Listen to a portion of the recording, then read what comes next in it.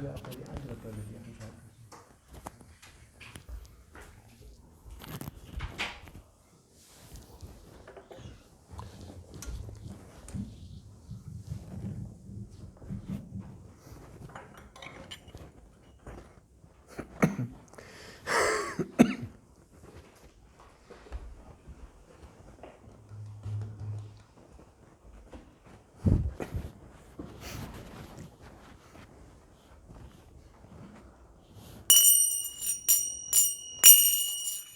Jaya Radha Madhava Punya Vihare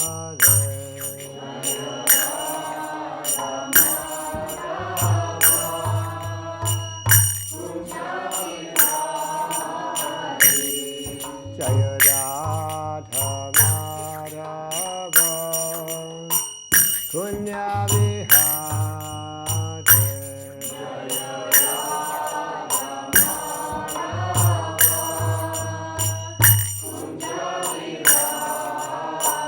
Kapitana Balaba Girivarada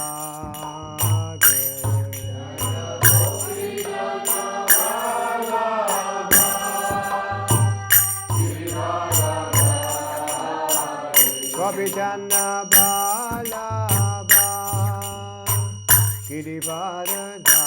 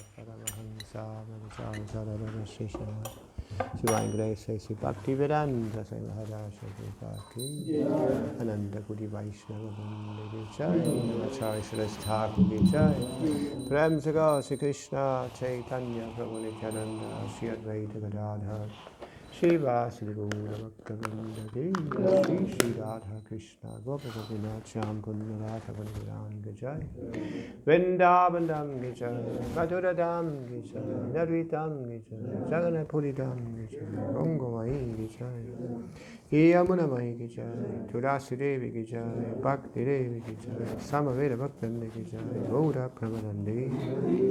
All glories to the Sama devotees. All glories to the Sama devotees. All glories to the Sama devotees. All glories to Sri Sri Gauranga. All glories to Sri Prabhupada.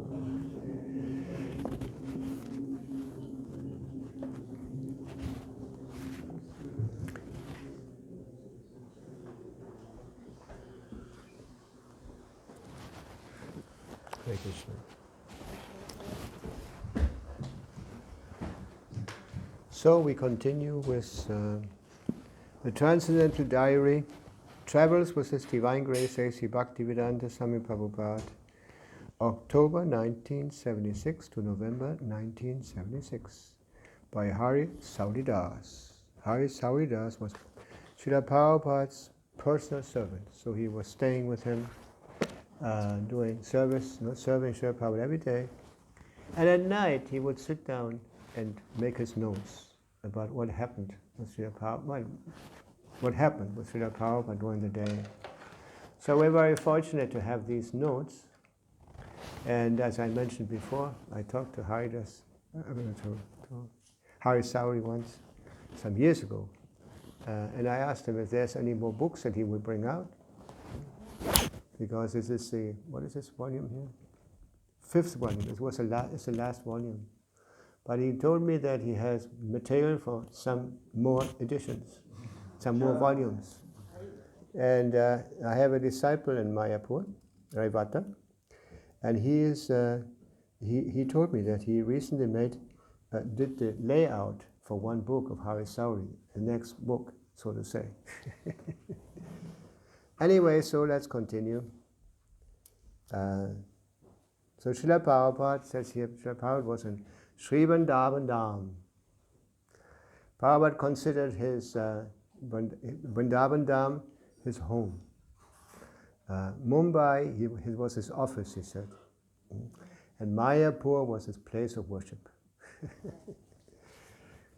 Prabhupada was very frank in his assessment of the state of affairs in modern day Vrindavan. You will find in Vrindavan so-called Brahmana, Pandit, Pandas, no education, and they do everything. It is known to everyone. So because there's no training, Pandas, they are guiding the tourists or the visitors. They are trained up Brahmana Pandits. Now practically higher section of society, they do not come. One gentleman asked me in Delhi in the beginning that, Swamiji, why you have made Vrindavan as your headquarters? Because they have got a very bad experience. So even the Vrindavan city, you see how, so even the Vrindavan city, it's actually become a city. Before it was just a simple village, because of so many tourists, spiritual, transcendental tourists coming to Vrindavan. Anyway, so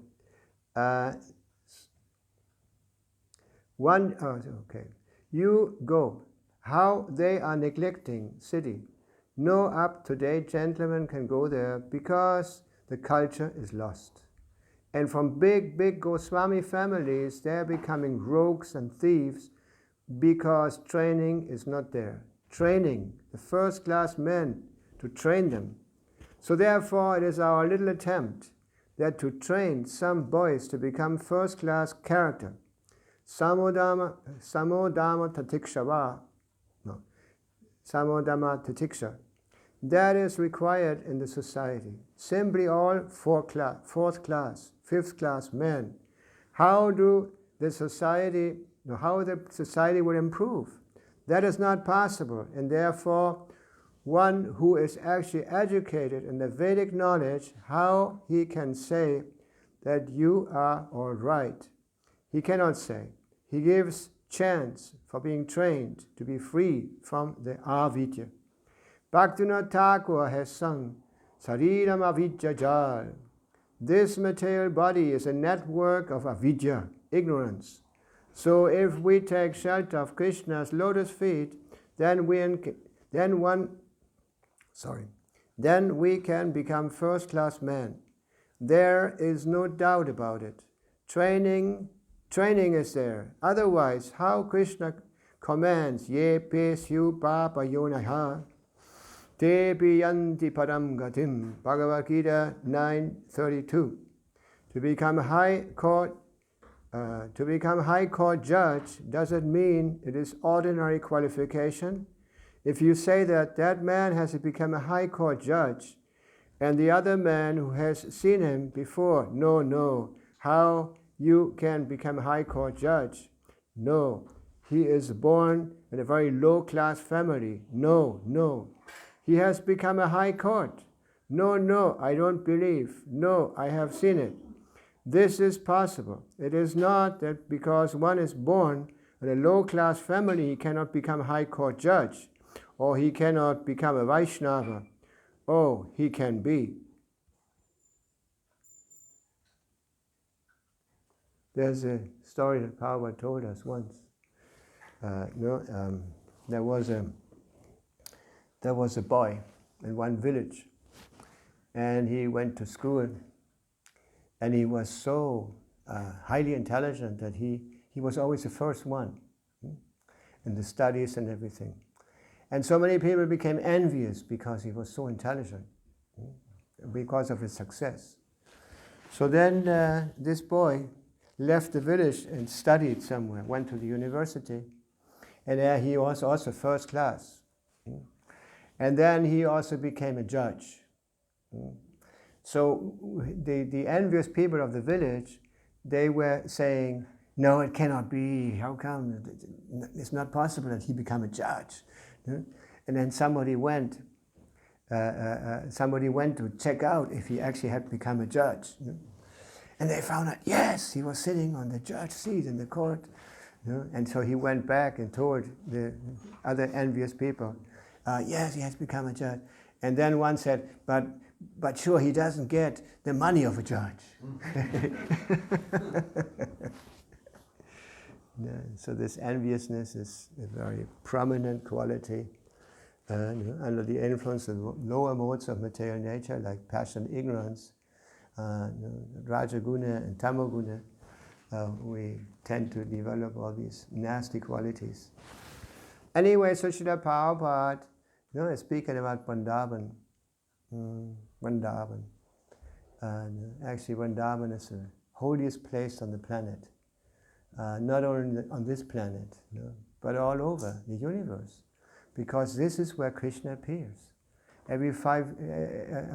Once in the day of Brahma, and that's a long time, he appears and manifests his pastimes in Vrindavan.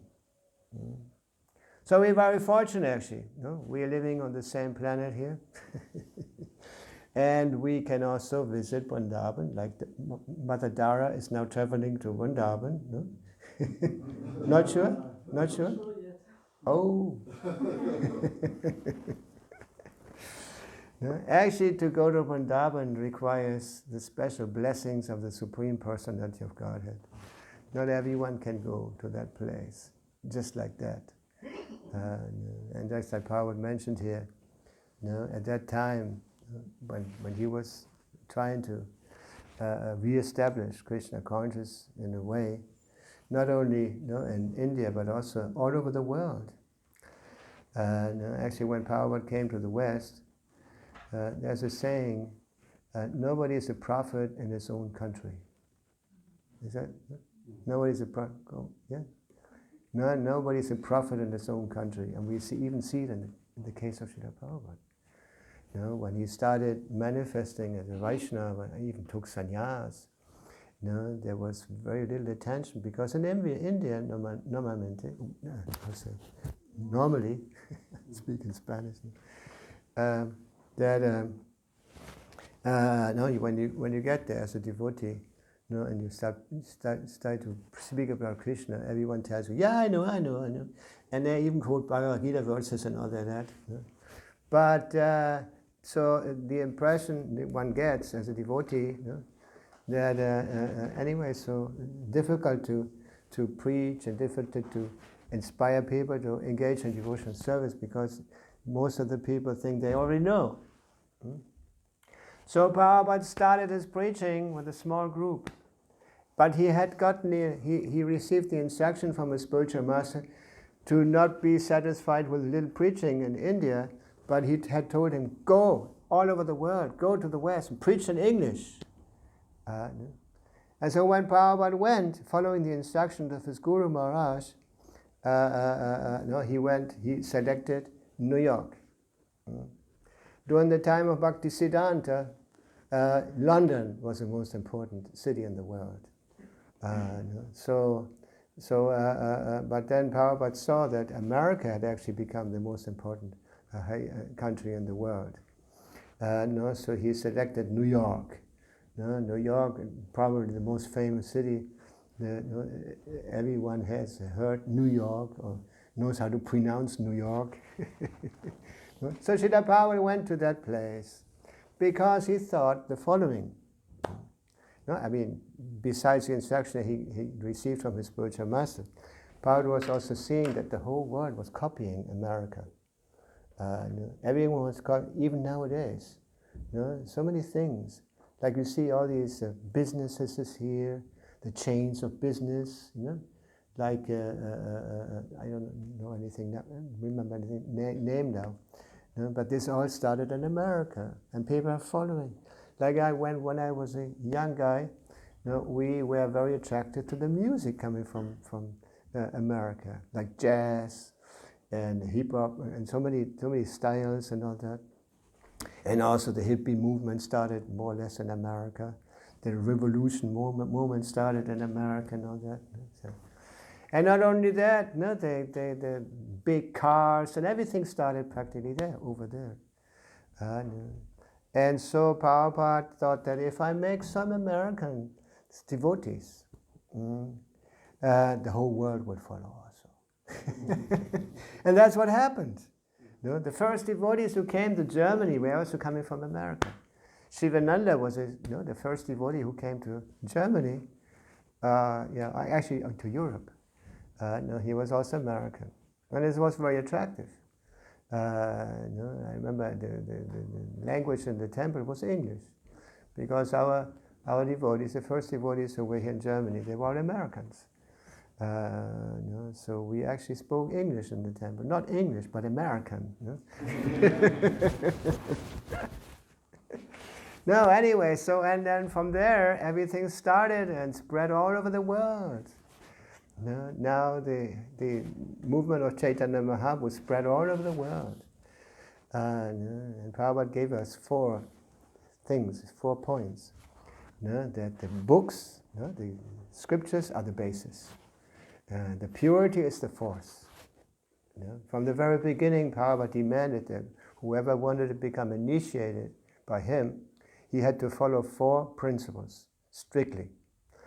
No meat eating, no sex life outside of marriage, no drugs. That was a difficult point at that time for the young people. And no gambling. And Prabhupada used to say these principles are important because one has to establish oneself on the mode of goodness. Only being in the mode of goodness you can ignite, revive your spiritual life.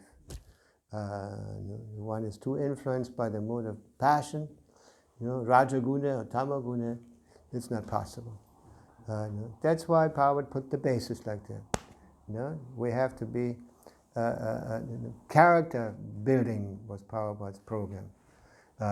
Because unless we develop quality, character, we cannot understand God. That's a fact.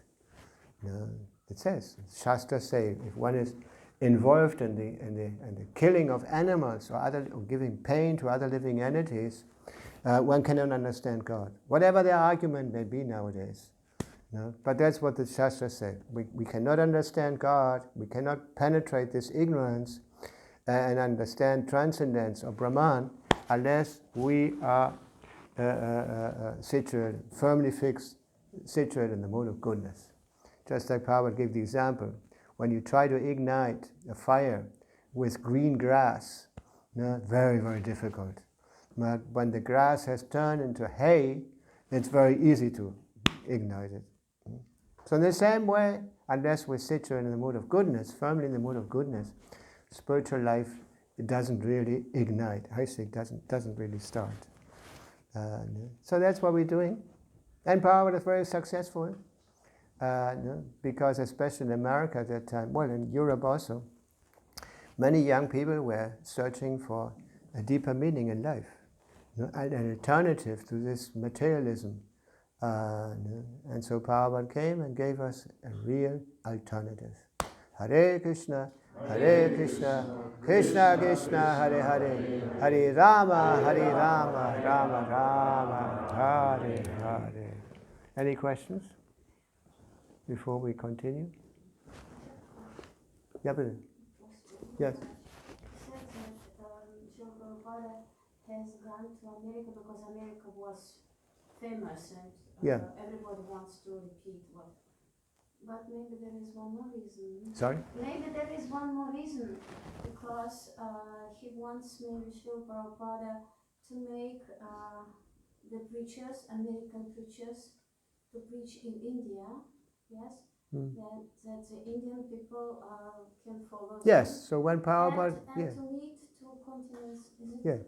Yeah, so Prabhupada, when Prabhupada went back to India with his disciples, Western disciples, there was a lot of attention there. A lot of attention, especially when the Indians discovered that these young people don't take drugs, they don't eat meat, they have no illicit sex life, and no gambling and all that. No? Because in India, it's considered that in the West, they're all mechas, low-class people, because they eat meat and they smoke and all these things. Drink whiskey. Yeah. So they were surprised. And Prabhupada used to mention these things. He said sometimes when he did his program, big pandal programs, with thousands of people would come to the programs. And Prabhupada would, the people were asking Srila Prabhupada questions, and Prabhupada sometimes said, yes, here, you see the practical result. These young people, and he used to sometimes call one of them, and said, he took drugs before. And in the Indian people were, wow, and he ate cows, wow. And now he does nothing of this. Now he's becoming pure. Now he has all these nice qualities. He's decorated with all those nice qualities of Brahmins, or Vaishnavas. And in India there's a tendency to give these things up. Due to the influence of Kali Yuga, that's why Prabhupada is speaking a little direct here. They cannot be a Brahmana unless you have certain Brahminical qualities. Shamodama tapasocham kshanti ravata evacha jnanam viganamastikam brahma karma sabhavajam. And it says in the Bhagavad Gita, Chaturmana maya shristam guna karma vibhagashaha. That Krishna says that one is situated in different classes, not by birth, but by guna karma. Chaturmaya maya shristam guna karma vibhagasha. Krishna says, I created the four orders, Shudra, Vaishya, Kshatriya, and Brahmana, according to guna karma, not according to janma, birth. That's a problem. It's not that you're Brahmin because your parents are Brahmins, but you have to qualify yourself. Prabhupada gave the example, like for example in the family of a high court judge. the son is automatically high court judge just because his father is called high court judge. No, he has developed the same qualifications. He has to go to university, he has to be approved, and he has to do his exams and all this, no, in order to qualify. No, it's not automatic. Maybe he has a good basis, no? But unless he develops the qualification, he is accepted on the basis of his qualification, of his qualities. He cannot be accepted like that. No. This is not something artificial.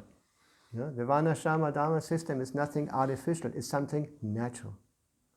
No? Srila Prabhupada said, just like even if there's no Varnashrama Dharma established, no, you cannot change, you cannot, the whole Prabhupada said the whole world, no, is directed by the three modes of material nature, by the three gunas. No? When somebody is more in the mode of goodness, naturally he develops some good qualities. When somebody is, just like in ordinary life, there's police, there's army and all the soldiers, kshatriyas. Then there's the intellectual class, Brahmins. But they have the basis to become good Brahmins, also become good kshatriyas. They're automatically kshatriyas. There has to be training. Vaishyas, there are people who are just inclined to do business. That's like I always say, they become expert and buy things cheap and sell them expensive. That is practically business. Yeah. And there's a lot of people who don't have the brain to be recognized as intellectuals, who are administrators or politicians and all that. Nor do they have a natural quality to make money, but they always have to have a position of dependence. They have to be paid. They need a kind of dependence for maintaining themselves. Whereas Srila Prabhupada always said that the higher classes, the Brahmins, Kshatriyas, and Vaishyas, they're independent. They never become servants of anybody. But anyway, so Srila Prabhupada, one of Prabhupada's purposes of the ISKCON movement was to create first-class men. First-class men. Not because of their beauty or because of the birth in a high-class family like that, or because they're great musicians or football players. But on the basis of their qualities. Like I mentioned the other day, I heard a class of Srila Prabhupada where Prabhupada said the two most important qualities of Brahmins is Samudama Tapasojam Kshanti Ajavam, truthfulness, and Socham, purity. These are the two powers, are the most important qualities of a Brahmin. That he's truthful. Truthful means he doesn't speculate. He doesn't invent his own thing, his own philosophy. But he is always based on Shastra. That's the truth. The truth is in the Shastras. The highest truth is God. If one doesn't know God or has no concept of God, then he cannot be fully truthful. Because we are conditioned souls, our senses are limited, and on the basis of this, our senses are limited. That means our perception, our knowledge of things is very limited. Our senses. And also, one of the qualities of imperfect knowledge is also cheating, in the sense that you present something as truth or as real that is just created on your limited mind, isn't it? And also illusion. Prabhupada used to say that the grossest form of illusion is that we think we are this body. But we are not the body. Aham Brahmasmi. We are spirit souls. Spirit souls. I just heard also Prabhupada say, Brahman means he knows Brahman. He has to have a concept, a realization of Brahman, of the truth, beyond the material manifestation. He understands, Aham Brahmasmi. I am not the body, but I am spirit soul. The body is temporary, and the soul is eternal. Important point. Yeah. Very important point. This is practically the basis of spiritual life, or spiritual understanding. Aham Brahmasmi. And that's Prabhupada said, this is what Brahman means. Brahman means he knows Brahman. He has a concept, a realization of what is Brahman, what is spiritual, what is beyond the material manifestation, beyond our limited sense perception. Hey, Hare Krishna. Okay, any questions? Yeah, bitte. Yeah. Deutsch or English? You was talking about that, I was, yes. Yeah, or it was happening that devotees who joined in the past, they had problems, especially with the principle of don't take drugs. So nowadays I also I recognize when new devotees come, they always have the same problem. So can you recommend something how to overcome this point? The best drug is Hare Krishna, Krishna Krishna, Hare Hare, Hare Rama, Rama Rama. In the beginning in New York, when Prabhupada started, many young people were coming and they had this problem. And then one devotee made a poster. He said, it says, "Stay high forever, chant Hare Krishna." When you take drugs, you always come down afterward. It's just some experience and then it diminishes and you come back to your miserable life. Why? No, this is not actually a drug, it's the opposite. No? When you take drugs, your consciousness is clouded. You don't see things as they are. No, you're not clear. But in Krishna, why are we not taking drugs? Because we're interested in natural, pure, the most pure consciousness. The best concentration requires that your mind is fixed, your consciousness is clear, your intelligence is also clear. What do you think about that alternative? That answer? For me it's clear. That's why you should encourage them in a way that they experience.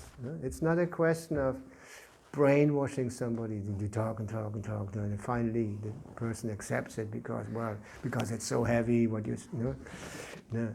But actually, we invite people to experience Krishna consciousness, and those who are serious and fortunate, they stay on, and if they continue, naturally they have some nice experience.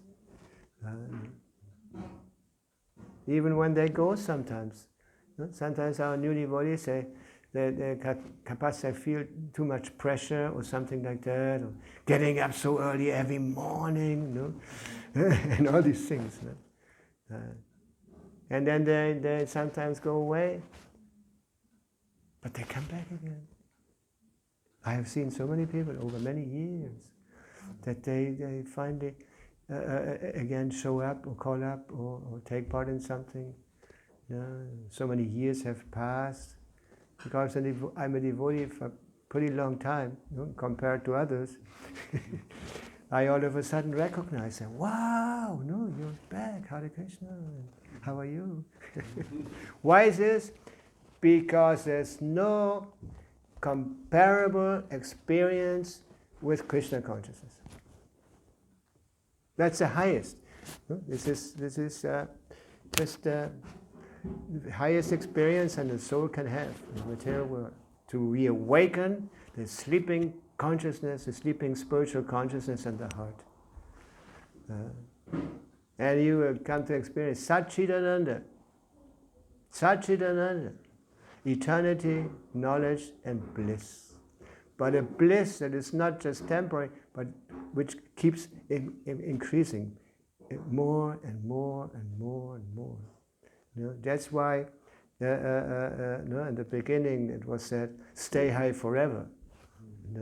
Actually, we stay high forever, and it increases more and more and more and more and more. And there's nothing comparable with this experience. That's why we're still here. That's why I'm still here. Yeah. Because there's nothing in comparison with Krishna consciousness.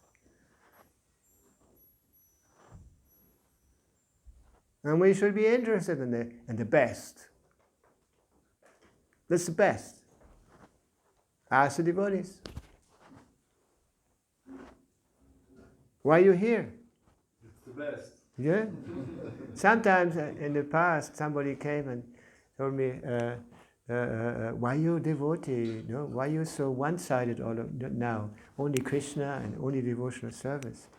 And I normally told them, well, that's the best thing. If you can offer me something best, I'm going with you. That's a fact. Yeah. And they tried hard, like during the days of the deprogram and all this in America. That sometimes they kidnapped a young devotee and they try to brainwash him, get him out of Krishna consciousness. Like sometimes even not giving him anything to eat, and then after a while they only give him meat to eat. And the devotees, they were the most difficult clients for them. They charged the highest price for the Hare Krishnas. Because it was so difficult to change the devotees again. Yeah, anyway, just keep on trying. Keep on trying, day after day. And you get some very nice experience after. Yeah. Isn't it? Why are you still here? Because it makes me happy. Oh, sorry? Because it makes me more happy than any other thing. Really? Why are you still coming? Too complicated. No, please, please ask me someone else. You cannot justify yourself. Why I was on coming so? Why you are devotee? What? Yes, so as you told us, because there is no other way. No, there is no other way. What should you do? You have to go outside or to go to work? No, this is the best way. So as you said, this is the best. But you're working also. Yes, but I'm working because this is my My duty. This is my duty. How do you know? Yeah, because if I'm not going to work, I have to come back to my homeland. And that's why I have to work. You have to stay here in Europe. Oh. In democracy. Yeah, it's a Western, modern world with so much technology. Yeah, actually, it's soon you will get your permanent residence, right? What do you mean? To stay here. Why are you still coming I don't know. to the temple? Every weekend we see you. Because it's my natural position to serve God. Oh yeah. Yeah. Why don't you go anywhere else to serve God? I tried. Yeah. But this is, I think this is authentic. Authentic, okay. Yeah. Why are you still there, Bhajendra? In my whole lifetime I didn't find any other shelter. Oh yeah? It's my only shelter. Why are you still here? It feels like being at home. Oh. That was my first impression. It was first time on the Sunday feast. Yeah? On the Sunday feast? Yeah. When I was first time at the Sunday feast here in Köln, I said, oh, this feels like being at home. Yeah. And it's nice. And why are you still here?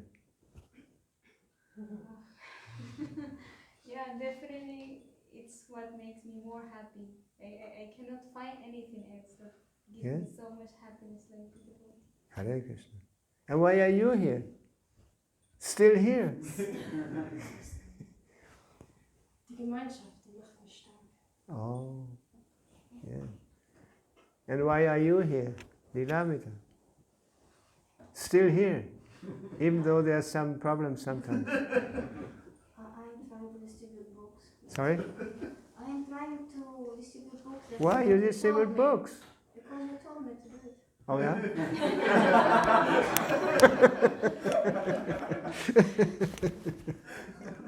And Dara, why are you still here? I love the devotees and I have nothing to do with the outside world so long time ago and I have no taste for this. Ah, ja. Und warum kommst du immer noch? Ja. I like it. You like it? And you? Why you have? Because the devotees are my family. Oh, okay. And you? Because it makes you real happy than anything else. Intoxication makes you not happy, shopping makes you not happy, earning money makes you not really happy, but devotional service makes you happy. I didn't tell them what they had to say. Yeah, it's a voluntary process. No, anybody here can leave. They can pick up their stuff, no? Put it in a bag and go. And still they're here. No, isn't it? In the beginning he used to leave sometimes. And then he got completely entangled with Krishna consciousness. I proved it, there's no other way. Yeah. I really proved it hard, but it's not possible. Okay, so let's continue with the Srimad Bhagavatam. I'm sorry that I expanded it so much. Lass mal aufmachen hier das Ganze.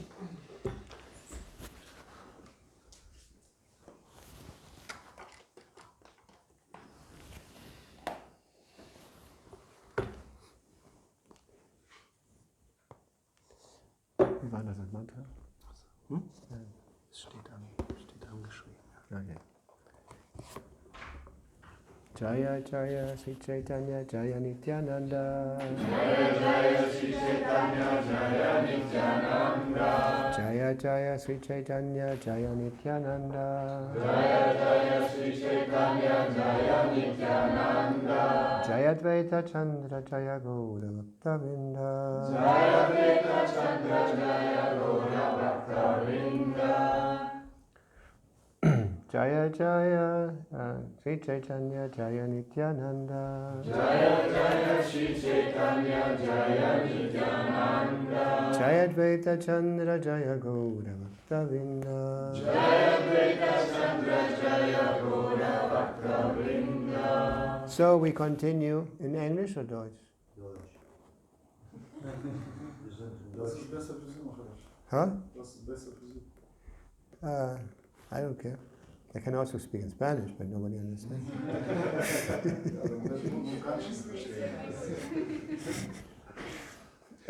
So anybody, the authority, du bist die Autorität. Doch, du bist die Autorität. Ich sag Deutsch, aber Deutsch? Ja, ist das? wenn ich sagen soll. Okay. In 5 Monaten sprechen wir Russisch. She's our authority. Das ist unsere Autorität. Prabhupada hat die ISKCON so geschaffen, dass jeder unter einer Autorität Hinkommensfreund Dienst ausführt. Ja? Ich auch. No, ich stehe auch unter einer Autorität. Ja. Einer von den Autoritäten, die ich, beziehungsweise von GBC, der kommt jetzt bald hierher. Ja? Das ist auch ein Mitglied von GBC, vom Governing Body of ISKCON. Das ist Guru Prasad Maharaj. Anyway, so dann lesen wir in Deutsch. Hast du schon umgestellt? Ja? Schnell geschaltet. Ja? Okay. Wir lesen aus dem Chaitanya Caritamrita. Chaitanya Caritamrita ist in Bengali. Und der Prabhupada hat uns dieses Chaitanya Caritamrita gegeben und dazu erklärt das. Ne, das erste, was man lesen sollte, ist Bhagavad Gita. Bhagavad Gita as it is, not as I speculate. Dann Bhagavad Gita as it is, dann sollten wir das Srimad Bhagavatam lesen Und wenn wir das Srimad Bhagavatam gelesen hatten, dann sollten wir das Caritamrita lesen. Aber das Gute ist, dass diese Bücher alle erklärt werden von Srila Prabhupada. Das heißt, wenn man selbst als Anfänger schon mal das Caritamrita liest, wird man von Srila Prabhupada geführt. Oder besser gesagt, beschützt. Ja, beschützt. Davor, dass man spekuliert oder vielleicht sogar sich oder sehr aufgeblasen ist und keine Autorität akzeptieren kann. Anyway, so wir lesen jetzt. Shiva Sekadali Tui Bhavani Pujana. Shiva Sekadali Tui Bhavani Pujana. Koti Janma Gavitora Raudave Patana. Koti Janma Gavitora Raudave Patana. Jemand? Shiva Sekarali Tui Bhavanani Pujana. Shiva Sekarali Tui Bhavani Pujana. Koti Janma Vitora Raurave Patana. Koti Janma Vitora Raurave Patana. Shiva Sekarali Tui Bhavani Pujana. Shiva Sekarali Tui Bhavani Pujana. Koti Janma Vitora Raurave Putana Patana. Koti Janma Vitora Raurave Patana. Shiva Sekarali Tui Bhavani Pujana. Shiva Sekarali Tui Bhavani Pujana. Koti Janma Vitora Raurave Patana. Koti Janma Vitora Raurave Patana. Ladies, Shiva Sekarali Tui Bhavani Pujana. Shiva Sekarali Tui Bhavani Pujana. Koti Janma Vitora Raurave Patana. Koti Janma Vitora Raurave Patana. Shiva Sekarali Tui Bhavani Pujana. Shiva Sekarali Tui Bhavani Pujana.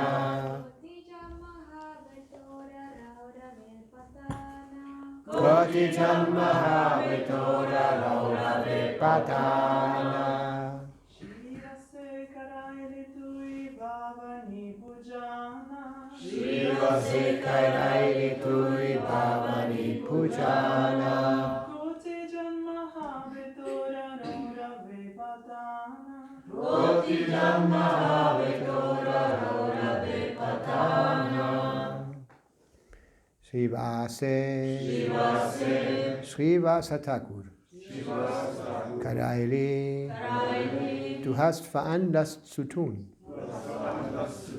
Tui, du, Bhavani, Pujana, Verehrung der Göttin Bhavani. Koti Janma, 10 Millionen Geburten. Aber es wird sein.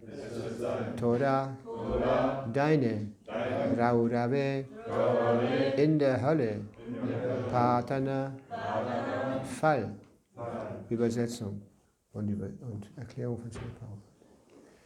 Du hast dafür gesorgt, dass es so scheint, als habe Srivas Thakur die Göttin Bhavani verehrt. Schon für dieses Vergehen wirst du 10 Millionen Geburten in höllisches Leben fallen müssen. Erläuterung. Es gibt viele Anhänger des Tantrismus, die die schwarze Kunst, die Göttin Bhavani zu verehren, in einem Krematorium betreiben, da sie den Wunsch haben, Fleisch zu essen und Wein zu trinken. Diese Nahen halten die Bhavani Puja für ebenso gut wie die Verehrung Sri Krishnas im hingebungsvollen Dienst. Solch abscheulicher Tantrismus, den sogenannte Swamis und Yogis betreiben, wird hier jedoch von Sri Caitanya Mahaprabhu verurteilt.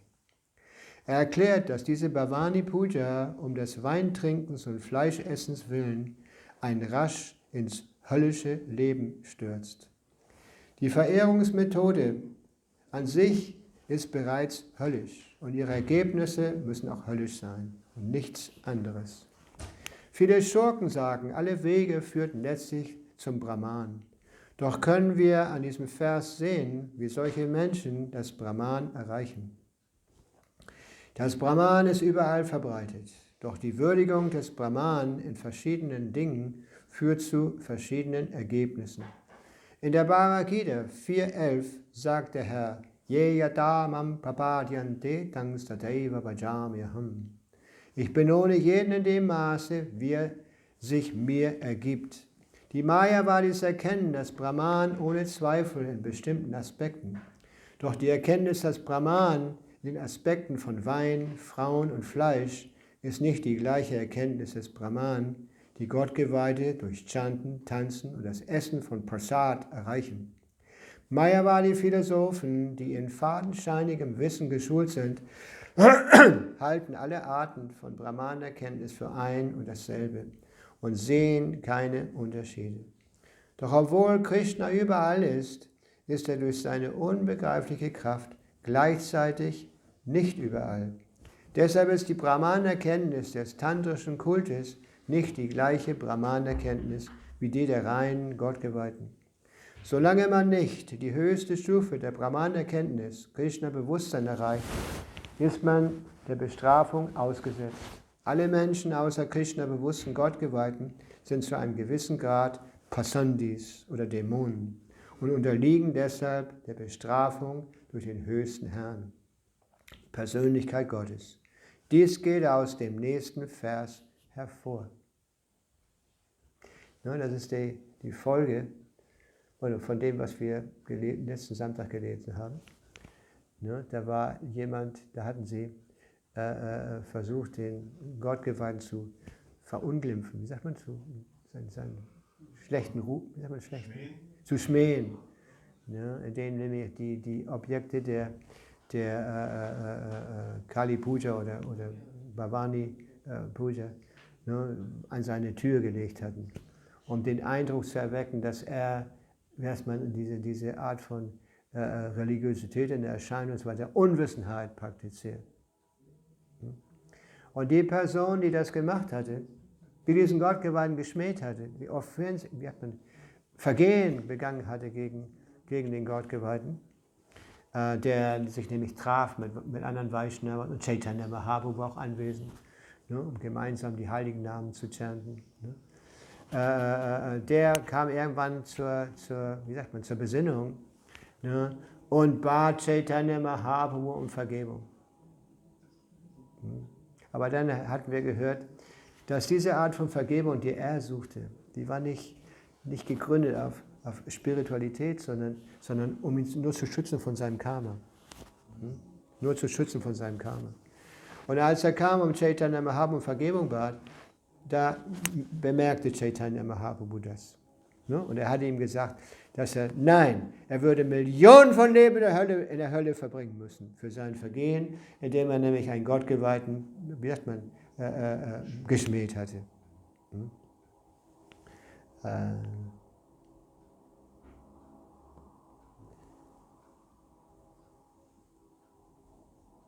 Hier heißt es, du hast dafür gesorgt, dass es so scheint, als habe Srivas Thakur die Göttin Bhavani verehrt. Durch dieses Vergehen wirst du 10 Millionen Geburten in höllischen Leben fallen müssen. Hare Krishna. Ja? Das ist, und weshalb ist das? Weil diese Person ein Vaishnava, wie sagt man im Deutschen? Geschmäht hatte. Ja. Caitanya Mahaprabhu oder Krishna ist sehr barmherzig mit den gefallenen Seelen in der materiellen Welt. Aber wenn jemand Vergehen begeht gegen seine geliebten Gottgeweihten, dann gibt es sehr heavy Reaktionen. Ja, da wird selbst Krishna, der bekannt ist als sehr barmherzig und sehr großmütig und großherzig und so, wird zornig und straft. Ja, das haben wir Sonntag erklärt und den Freitag. Ja, da gibt es zum Beispiel die Form von Narayan, eine Form Krishnas, eine vierarmige Gestalt. Die hat 4 Objekte in den Händen. Das sind 2 Objekte, um die Gottgeweihten zu segnen. Die Lotusblume, ja, und ja, das Muschelhorn. Das ist übrigens sehr glückverheißend, Muschelhorn zu blasen. Und die Keule, ja, und das Feuerrad. Ja, da gibt es viele Beispiele im Srimad Bhagavatam, im 10. Kanto, oder besser gesagt im Krishna-Buch, ja, wo Krishna Dämonen getötet hat mit seinem Feuerrad. Ja. Zum Beispiel, ich kann mich jetzt nicht an den Namen erinnern, der Krishna geschmäht hatte. Und Krishna, Shishupal. Ja, und die Mutter von Shishupal, die hatte Krishna gebeten, ja, ihn zu verschonen. Und Krishna hatte ihr das Versprechen gegeben, ja, wenn er mehr als 100 Offense gegen mich begeht, dann töte ich ihn. Und so als Shishupal Krishna, geschmäht hat, erzählte Krishna 37, 38, 76, 75 und so. Ne? Und als das dann diese Zahl überschritt, ne, manifestiert sein Feuerrad und enthauptete ihn. Ja. Aber weil Krishna ihn getötet hatte, ne, heißt es in dem gleichen Kapitel im Bhagavatam, konnte man sehen, dass die Seele, ein leuchtender Funke, ging aus dem Körper von Shishupal. Und ne, befand sich eine Zeit hier im Raum und dann ging es in Krishna ein. Ja, das heißt, er wurde befreit. Ne? Das ist die besondere Barmherzigkeit Krishnas. Dass selbst solche Dämonen, die von Krishna getötet werden, die werden auch befreit. Was bedeutet befreit? Weil sie befreit werden von allen sündhaften Reaktionen. Das bedeutet nicht unbedingt, dass sie in Krishna Loka gehen. Das kann man nur erreichen durch Himmel und vollen Dienst. So, die werden befreit, das heißt, praktisch auf der Ebene von Brahman. Und deshalb hat Prabhupada oft erwähnt, ja, die Yogis, die das Brahman erreichen wollen, das ist keine großartige Sache, das Brahman zu erreichen. Das bekommt man schon, wenn man von Krishna getötet wird, geht man ins Brahman ein.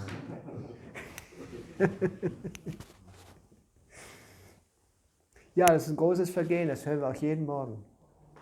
Ja? Was ist das Vergehen? Kein Deutsch. Die Gottgeweihten zu schmähen, die ihr Leben der Verbreitung des eigenen Namens geweiht haben. Ja, die sind Krishna ganz besonders lieb, ne? Wie in der Bhagavad Gita gesagt wird. Krishna sagt, diejenigen, die zu meinen Geweihten predigen, ne, die sind mir lieb.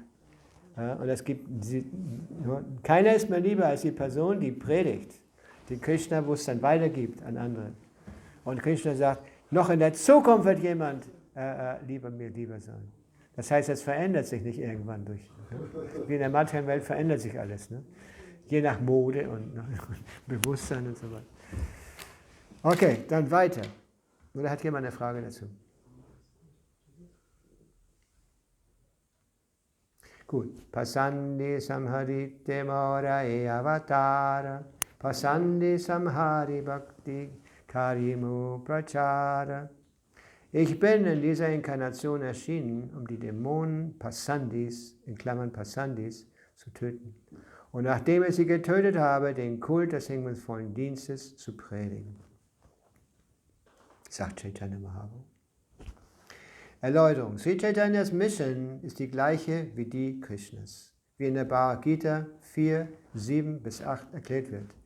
Yada yada hi dharmasya glanir bhavati bharata abhyutanama dharmasya tadatmanam srijamyaham paritanaya sadunam vinashtaya chaduskritam dharma samstapanartaya sambhavami yuge yuge.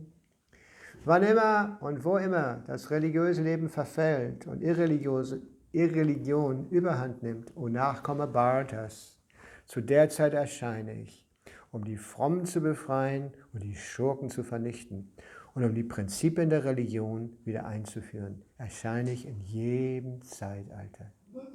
Da haben wir gerade drüber gesprochen. Jetzt haben wir gerade das Erscheinen Chaitanya Mahaprabhu zelebriert.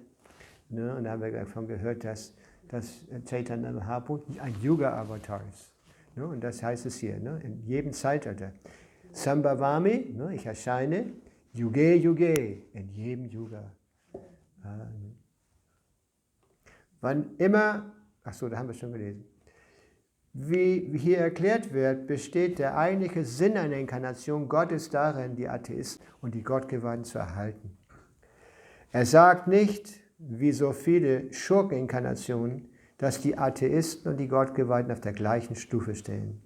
Sri Caitanya Mahaprabhu oder Sri Krishna, die höchste Persönlichkeit Gottes, befürworten eine solche Vorstellung nicht.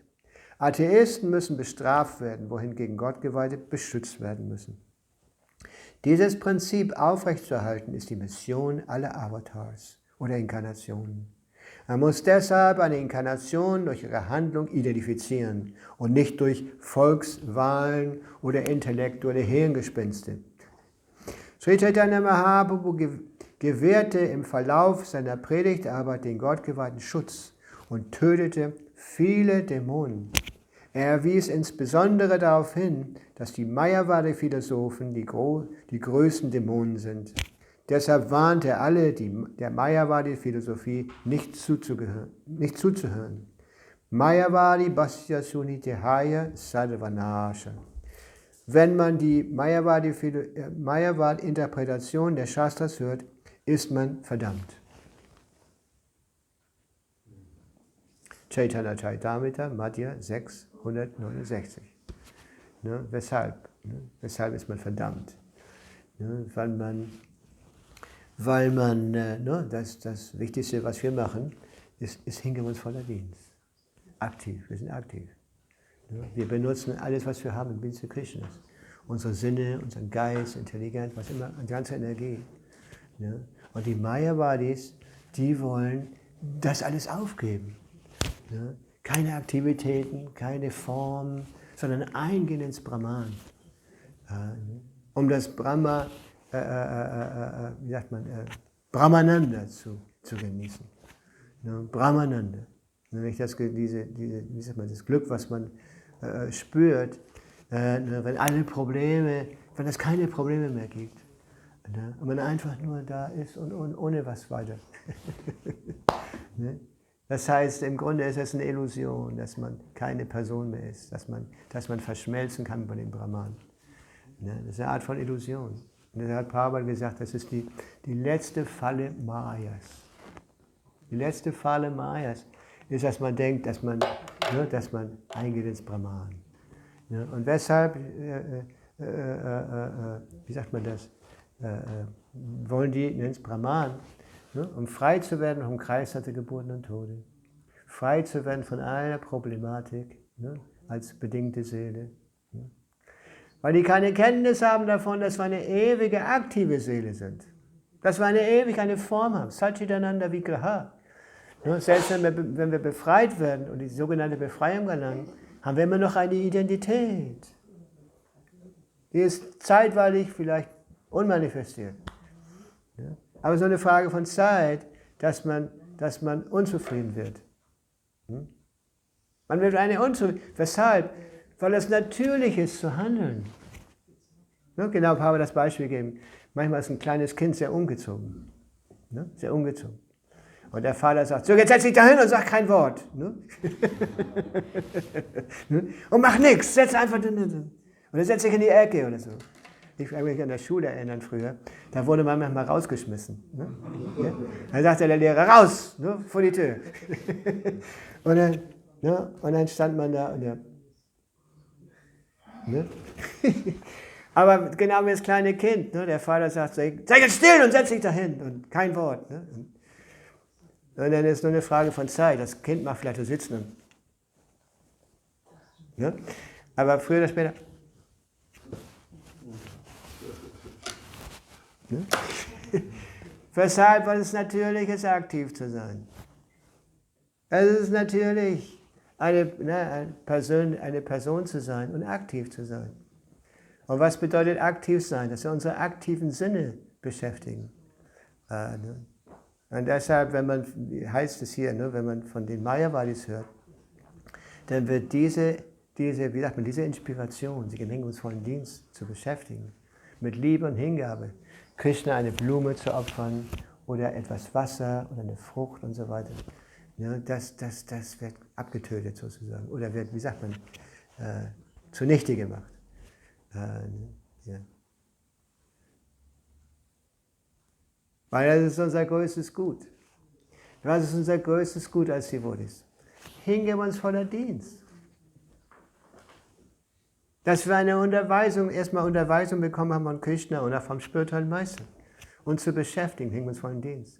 Zum Beispiel Srila Prabhupada bekam die Unterweisung, ne, die Lehren Caitanya Mahaprabhus in der westlichen Welt zu predigen oder in Englisch zu predigen. Ja. Und Prabhupada hat dazu gesagt, als er diese Unterweisung bekommen hatte, musste er immer daran denken. Ne? Und er hat so viel darüber nachgedacht, wie man das machen könnte. Zum Beispiel eine Sache, sagte Prabhupada, war, dass er dachte, ja, wenn ich in die westliche Welt gehe, dann muss ich erstmal viel Geld haben. Dann muss ich ja ein Business machen und viel Geld haben, um in die westliche Welt zu gehen, um was zu starten. Und irgendwie kam das dazu, dass sein Business, was sehr erfolgreich gewesen war vorher, das ging den Berg runter. Wie sagt man in Deutsch? Das ging den Berg runter. Ja?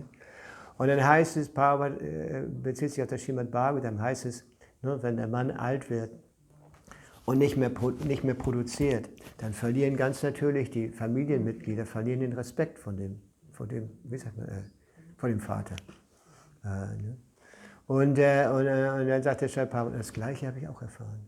Ne? Als mein Business Berg runterging und ich nicht mehr so erfolgreich war, da hat die Familie den Respekt vor ihm verloren. Vor allem seine Frau. Vielleicht könnt ihr euch daran erinnern. Ja? Dann begann Srila Prabhupada Bhagavata-Lesungen zu machen zu Hause. Und er lud einige Leute ein dazu. Und eines Tages konnte er das Bhagavatam nicht finden.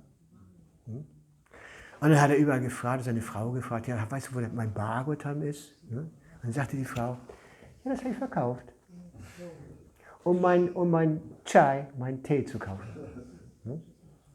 Ja, das ist übrigens ein Wort, was man immer hört, wenn man nach Indien reist, hört man überall Chai, Chai, Chai. Ne? Überall wird Tee verkauft. Ne? Ja. Und als Prabhupada in dieser Situation war, sah das ein Fingerzeichen, ein transzendentalen Fingerzeichen von Krishna. Dass es an der Zeit war, diese Familie zu verlassen. Da gibt es eine andere Aussage von Prabhupada, dass Prabhupada sagte, wenn die Familie kein Hindernis ist im hingebungsvollen Dienst oder im spirituellen Leben, ist kein Grund, die Familie aufzugeben. Ne? Nur wenn das ein Hindernis ist. Ja? So, und Prabhupada sah das ein Hindernis und er ging und verließ die Familie. Und da gibt es ein Interview mit Srila Prabhupada von einem Reporter. Ne?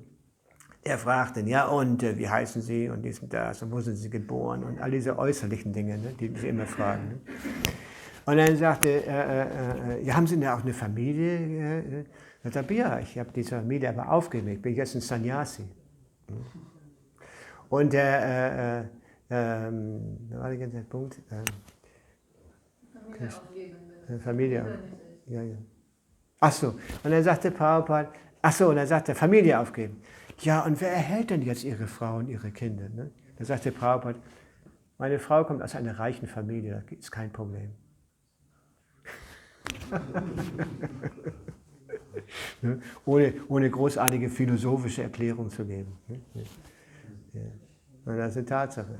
Ne? Das Krishna, ich glaube, wir haben in unserer Bewegung ganz besondere Gesetze dazu.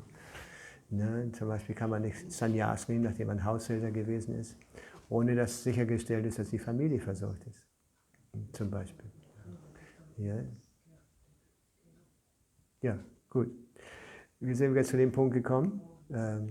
Kann sich hier noch jemand daran erinnern? Chai. Chai. Ach, Chai. Ja, und in dieser Weise, ne, mit Vertrauen auf seinen spirituellen Meister und Krishna, ne, verließ Prabhupada das Haus, ohne was zu haben. Ja, ne? Und er versuchte dann teilzunehmen an der Bewegung seines spirituellen Meisters, aber zu der Zeit war die Bewegung seines spirituellen Meisters nicht mehr in der gleichen Kondition als zu der Zeit, wo Bhakti Siddhanta Saraswati noch da war. Ne, die Bewegung hatte sich fraktioniert. Sagt man Deutsch, fraktioniert? Ist das Deutsch? Fractions, wie sagt man das? Ja, das Verständnis. Ja, war fraktioniert. Und Prabhupada hatte einige Ideen, ne, auch für die Gaudiya-Math. Ne. Zum Beispiel kam irgendwann der Punkt, dann haben sie die Verantwortung übergeben für das Magazin. Ne. Und dann hat Prabhupada große Pläne gemacht, noch viel mehr zu drucken und diese Magazine verteilen überall und so weiter. Ne. Und dann waren die nicht mit einverstanden, mehr Geld dafür zu geben. Ne. Und dann hat Prabhupada letztlich sein eigenes Magazin gemacht, Back to Gauradesh. Ne. Und so weiter und so weiter. Und dann irgendwann, und dann erschien Bhaktisiddhanta Saraswati manchmal im Traum von Prabhupada. Und sagte, ja, nun nimm mal Sannyasi, du musst jetzt predigen, du musst jetzt das machen, was ihr gesagt habt. Ne? Das hatte der Bhaktisiddhanta war auch schon erschienen im Traum, während er noch Haushälter war, während er gearbeitet hat. Ne? Aber dann wiederholte sich das und ja, wir können uns vorstellen, dass Prabhupada das sehr, sehr ernst genommen hat. Ne? Und letztlich ist er zu dem Schluss gekommen, ja, wenn ich in die westliche Welt gehe, dann muss ich was Starkes mitnehmen, nämlich Shastra, die Heiligen Schriften, das Srimad Bhagavatam. Ne? Und dann hat Prabhupada mit diesem Bewusstsein hat er dann das Bhagavatam übersetzt. Ne, im Angesicht der Tatsache, dass die westlichen Menschen halt westliche Menschen sind. Ja, und das ist auch so, dass der erste Kanto, den hat Prabhupada präsentiert, mit dem nicht unbedingt davon überzeugt, dass er das ganze Bhagavatam übersetzen würde. Sondern er hat diese ersten 3 oder die ersten Kanto, das Srimad Bhagavatam, so gemacht, dass er sich erhofft hat, dadurch die westlichen Menschen zu überzeugen. So, anyway, lesen wir weiter. Noch irgendwelche Fragen oder Kommentare dazu? Nix? Wir haben schon Zeit, Maharaj. Ist schon Zeit, okay. Srila Bhagavad Ke, Caitanya Caritamrita Ke, Gauradesh Premanande.